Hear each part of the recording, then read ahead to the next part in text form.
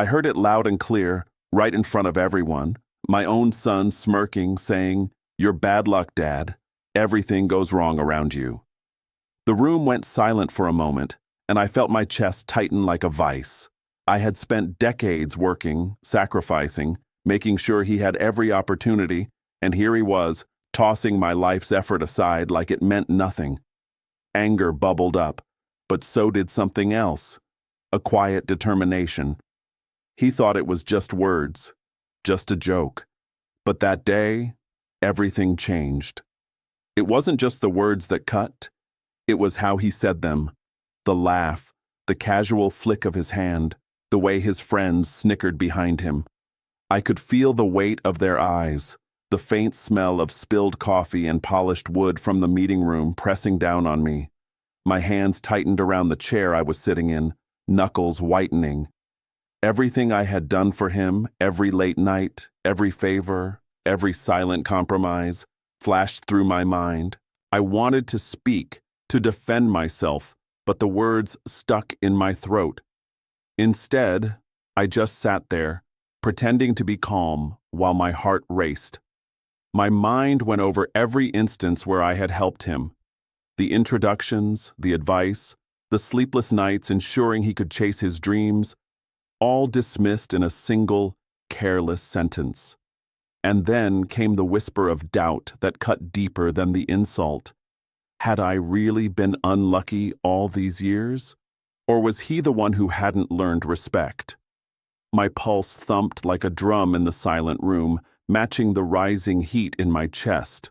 The room felt smaller, suffocating almost, and yet I noticed every detail.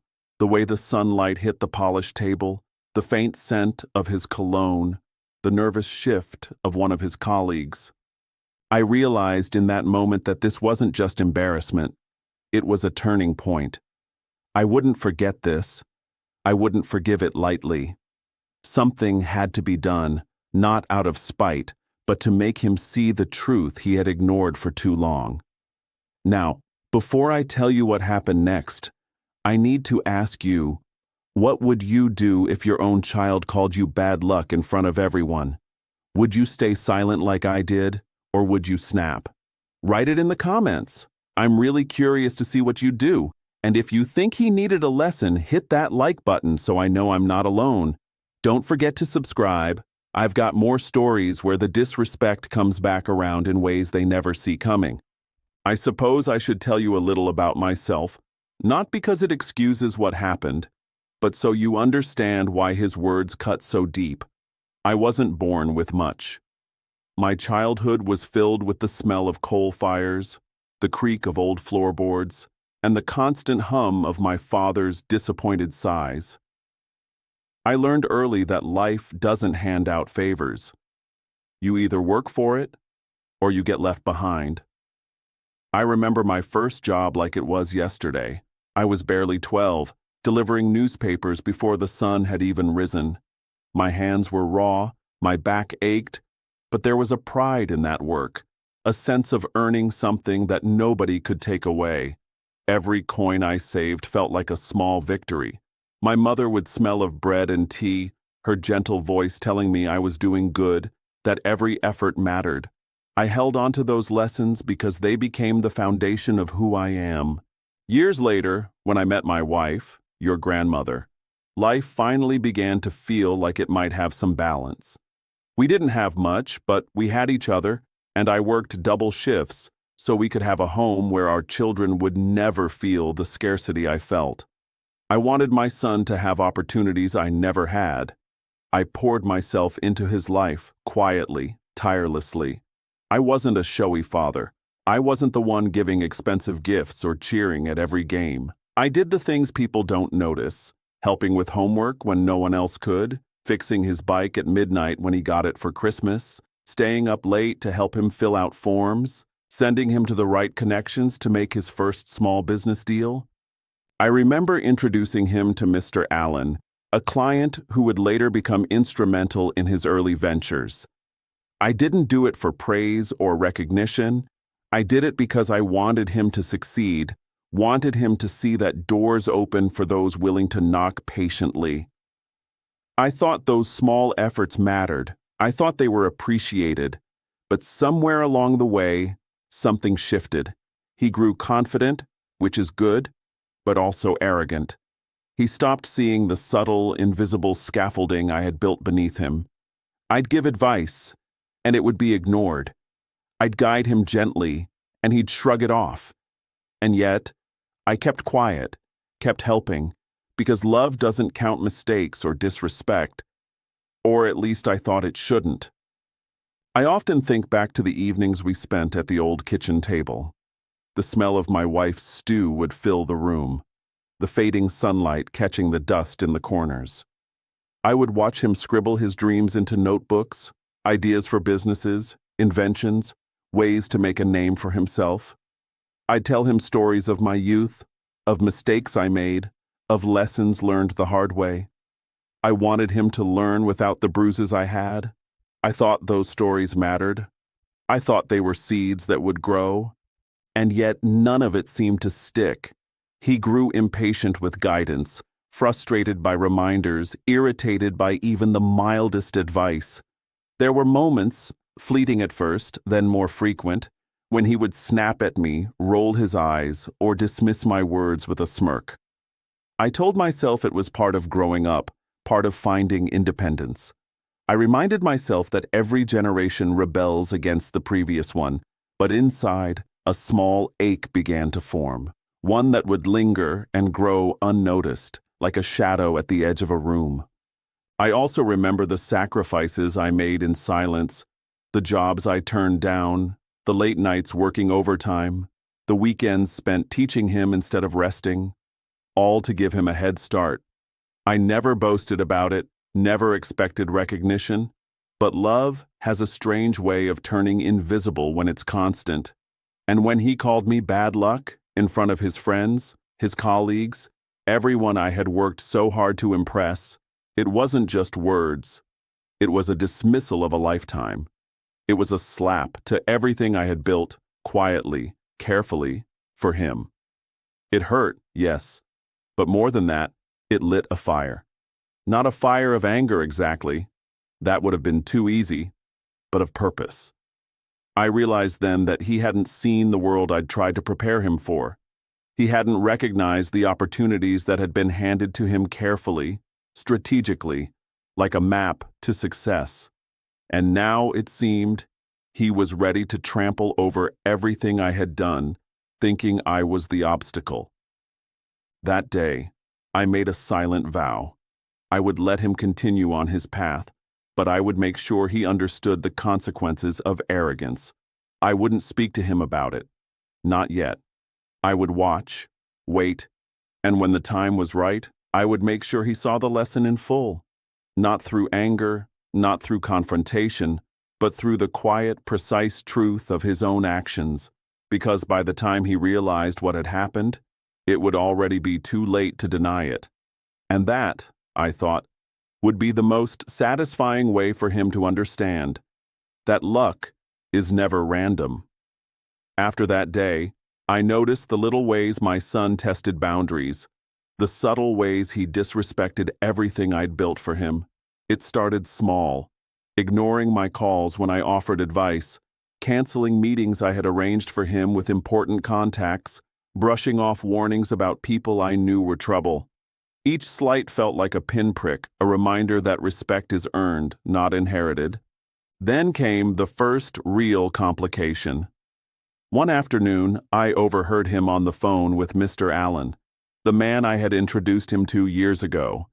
He was laughing, dismissing advice, talking over him, cutting him off mid-sentence. I felt the familiar ache in my chest, a mix of disbelief and anger. Mr. Allen had given him opportunities I could only dream of at that age, and he was treating him like a nuisance. I wanted to step in, to correct him, but I held my tongue. This wasn't a moment for confrontation. It was a moment to observe. Weeks later, another incident. He secured a small business deal with a client I had been cultivating for years, only to alienate them with arrogance. They called me quietly afterward, hesitant, almost ashamed to say that my son had insulted them, dismiss their concerns, and undermine the trust I had worked so hard to build. I could hear the worry in their voices, the embarrassment, and it burned me from the inside. Every call, every email, every word he flung carelessly was eroding not only his reputation, but also the bridges I had built patiently over decades. Even worse, he started blaming me in casual conversations. I wasn't just uncool or overbearing anymore. I was now apparently bad luck, the source of all misfortunes. The very people I had introduced him to, the mentors, the clients, the friends who had helped him succeed, were being tainted by his careless words. Friends of mine began whispering doubts about my guidance, as if my decades of experience were irrelevant because one impatient young man couldn't see their value. It was in these weeks that the cracks truly showed. My son became increasingly reckless, making impulsive investments, ignoring advice from seasoned colleagues, burning bridges with people who had been allies for years. The arrogance was thick enough to taste, and it made every day a struggle to watch. I felt like a spectator in a slow-motion disaster, powerless to intervene without revealing the anger and disappointment that could push him further away. And yet, there were small glimmers of vulnerability. I saw moments when he hesitated, when his confidence faltered, when he realized a deal wasn't going smoothly. But those moments were fleeting. He always brushed them off, covering the uncertainty with bravado. It was frustrating, maddening even, because I knew the truth. His streak of bad luck wasn't luck at all. It was the natural outcome of his arrogance, his ignorance, and his refusal to respect the foundations laid before him. During this time, secondary characters started to emerge in his life. Colleagues who were quietly warning him, neighbors who noticed his attitude, even friends who tried to offer subtle advice. All of them came to me in private, often hesitating to speak, sharing their concerns. "He doesn't see it, sir," one colleague whispered. "He's on a path that's going to end badly if he keeps this up." I nodded, listening carefully, knowing that the truth would have to speak louder than my words ever could. I realized that revenge, if it could even be called that, wouldn't be about punishment in the traditional sense. It wouldn't be about yelling or lecturing or trying to make him feel small. No, the true satisfaction would come from letting the consequences of his actions unfold naturally, guided subtly by my understanding of the people and situations around him. Every insult, every careless act, every dismissal of my advice was creating the perfect storm. I just needed patience, strategy, and timing. And that's when the first real cliffhanger hit. A major business opportunity appeared on his horizon, one that could either redeem him or completely unravel his reputation. He didn't see the trap in front of him, blinded by pride and impatience. I watched quietly, heart pounding, knowing that months of disrespect, arrogance, and ignorance were about to converge in a moment that could change everything. It was a strange mixture of anticipation and dread. I didn't want him to fail, not out of malice but out of necessity. He had to learn the hard way, to feel the weight of his own actions. And as I sipped my evening tea, watching the sun cast long shadows across the room, I realized that every small slight, every careless word, every insult had led to this, the perfect setup for a lesson he would never forget. I knew the time had come to act, but I also knew that rushing would ruin everything. Revenge, if it was going to be satisfying, needed precision. It wasn't about anger or shouting. It was about patience, foresight, and allowing his own choices to trap him in a lesson he could not ignore. I leaned back in my chair, listening to the faint creak of the house settling, the distant hum of the street below, and I began to plan. The first step was observation. I needed to know exactly where his weaknesses lay, how he handled pressure, and who he trusted. I started quietly monitoring his emails, the phone calls I could legally observe through my own networks, the people he associated with in business. Every word he spoke, Every slight gesture of arrogance, every laugh at someone else's expense, it was all data. And the more I watched, the clearer the pattern became. He thrived on immediate gratification, impatient with anyone who questioned him, blind to the network of people I had nurtured for decades. That meant that any plan needed to operate behind the scenes, leaving him feeling untouchable until the very moment the consequences landed. I didn't need to corner him directly. I needed fate to deliver the lesson while he believed he was in control. Next, I reminded myself of the connections I had cultivated over the years. Mr. Allen was still a loyal, cautious man, and several old clients trusted me implicitly. These weren't people to manipulate cruelly, but allies who understood professionalism, loyalty, and the subtle art of influence. I reached out quietly, planting small seeds of conversation, casually mentioning my son's recent behavior, always framed as concern for his future rather than accusation. Each interaction was measured, designed to create natural consequences without appearing orchestrated. I also considered his personality, his pride, his belief in his own genius, his tendency to dismiss advice. That arrogance would be the very tool that delivered the lesson. I positioned situations where he would be tested, unaware that the scaffolding had been adjusted so that failure was inevitable if he chose the path of recklessness. At the same time, I made sure that any potential allies or mentors who could help him were quietly informed of the risks, creating a subtle network that would respond to his choices in real time. Then there was the timing. I knew that patience was critical. Acting too soon could tip him off. Letting him fumble a smaller opportunity would only teach him temporary humility, not the full lesson.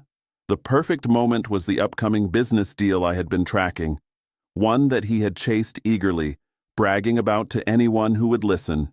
It was his pride project, the pinnacle of his confidence, and it had just enough complexity that even a small misstep could unravel it entirely. I also prepared for my own role in the plan. I had to remain calm, collected, and invisible, never showing emotion or impatience. Every interaction I had with him from now on was measured, seemingly innocuous, almost forgettable. I would offer advice subtly, planting hints that he could either recognize and act on, or ignore entirely. I let him believe he was making all the decisions, that every action was his own triumph or failure.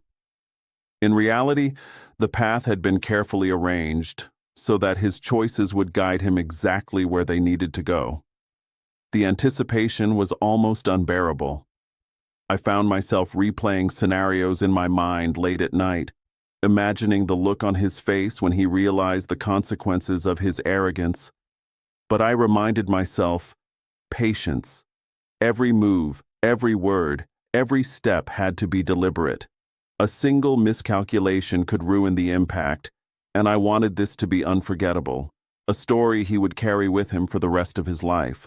Finally, I double-checked all the threads I had pulled together. The subtle warnings to his clients, the planted hints to his mentors, the careful framing of opportunities and risks. Everything aligned. There was no visible hand guiding him, just the natural progression of cause and effect, influenced by the network I had nurtured quietly over decades. And in the quiet of that evening, I allowed myself a small, almost imperceptible smile. I knew that the next phase, the actual payoff, would require no shouting, no confrontation, no dramatic spectacle.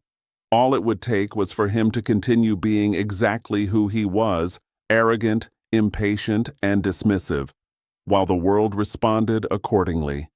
The satisfaction wouldn't come from my anger. It would come from truth, served in full measure. And as I closed my notebook, sipping the last of my tea, I whispered to myself, almost as if sharing a secret with the room, "It's all set. Just wait and watch him learn the hard way," without ever knowing I had a hand in it. The day it finally happened, I felt a strange mixture of anticipation and relief.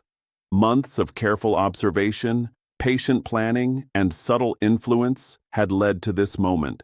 I didn't have to lift a finger, not really. All I had to do was let his choices speak for themselves. And yet, the tension in the air was almost tangible. I could feel it even before I heard the first sign of trouble. It started with a phone call. I was in my study when my son's voice rang out, sharp, frustrated, desperate. "I don't understand. They said no. How could this happen?" I smiled faintly, pretending to sip my tea, letting him stew in his confusion. He didn't know yet that the no he received wasn't random.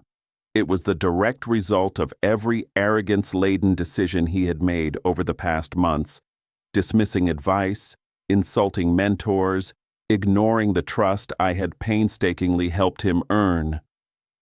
By midday, the dominoes began to fall faster. The client he had been courting for weeks, the one he had bragged about endlessly, pulled out completely. He had insulted them in private meetings, mocked their concerns, and belittled the very people I had introduced him to. Every call he had ignored, every careless remark, every impulsive action had set this moment in motion. And now he faced the consequences. He tried to reach me in panic, voice cracking, asking for advice, for help, for a way to salvage what he had destroyed. But I stayed silent. I didn't need to intervene. This was his moment to see the outcome of his own choices. And I let it unfold, step by step, like a story finally reaching its climax. Then came the public moment, the part that really drove it home. A mutual contact, someone my son had treated dismissively, shared their side of the story at a business lunch. My son's face went pale as he realized the gravity of his actions, as colleagues nodded gravely, realizing the deal was lost not to circumstances, but to arrogance and disrespect. He looked around the room, hoping someone would defend him, but there was silence. And in that silence, the truth hit him. He had done this to himself. I watched quietly from my office window across the street, unseen. It was poetic in the most satisfying way. The man who had mocked me, who had called me bad luck, now struggling under the weight of his own recklessness. He had blamed me for months, projecting failure onto me. Yet here it was, the tangible result of his own choices. No amount of excuses, no pleading, no attempts to salvage the situation could change the outcome. He was powerless, and it was the most beautiful lesson I could have orchestrated. And yet, the payoff didn't end there. In the following days, small cracks began to appear in his network. Mentors who had once been guides now distanced themselves, wary of his temper and dismissive attitude. Clients he had once courted with confidence began to reconsider partnerships, citing professionalism and reliability. Each new setback wasn't a punishment from me. It was the natural consequence of ignoring respect, trust, and the experience of those who cared enough to guide him. I didn't gloat openly. There was no need.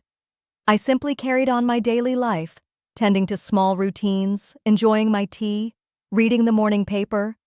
But every time he called in desperation, or every time I heard news of a failed venture or a lost client, I allowed myself a quiet satisfaction. He had wanted to blame me for bad luck. He had needed someone else to carry the burden of failure. And now, at last, he understood that bad luck is often just the result of bad decisions. The most poetic part, I think, was when he finally came to me, humbled, exhausted, and sheepish. No yelling, no anger, just recognition. "Maybe I was wrong," he muttered, almost afraid to meet my eyes. I nodded, sipping my tea slowly, letting the lesson settle in. There was no need for me to say much. The truth was clear. He had lost opportunities, allies, and respect, all because he underestimated the value of experience and the importance of humility. It was ironic, almost deliciously so, that the very contacts he had scorned, the relationships he had dismissed, were the instruments of his downfall. Every bridge he burned, every insult he flung, every act of disrespect returned to him in a wave of consequences he could not escape. And all the while, I remained the silent observer, the calm eye in the storm, knowing that the lesson had been delivered perfectly, without me having to act with anger, without confrontation, without malice. That night, as I closed my office and looked at the city lights, I felt a deep sense of satisfaction. The plan had worked. My son had learned, in the hardest possible way, that respect, patience, and humility matter far more than arrogance or quick success. And as I poured myself another cup of tea, I thought quietly to myself, sometimes, the best revenge isn't doing something dramatic. Sometimes, it's letting life itself do it, while you sit back, sip your tea, and watch the truth unfold. In the weeks that followed, life settled into a quiet rhythm. My son was no longer brash, no longer rushing into every opportunity with arrogance as his guide. He began to listen, really listen, to advice, to respect the people around him, and, most importantly, to recognize that his choices carried weight. As for me, I returned to my routines, my tea, my evening walks, and the small joys I had almost forgotten in the tension of planning. There was no celebration, no triumphal speech, only a deep, quiet satisfaction that the lesson had been learned in full. And sometimes, when he looks at me with that hint of newfound humility, I can't help but smile. He once called me bad luck, but I know the truth. It wasn't luck that changed his life. It was understanding, finally earned and perfectly timed.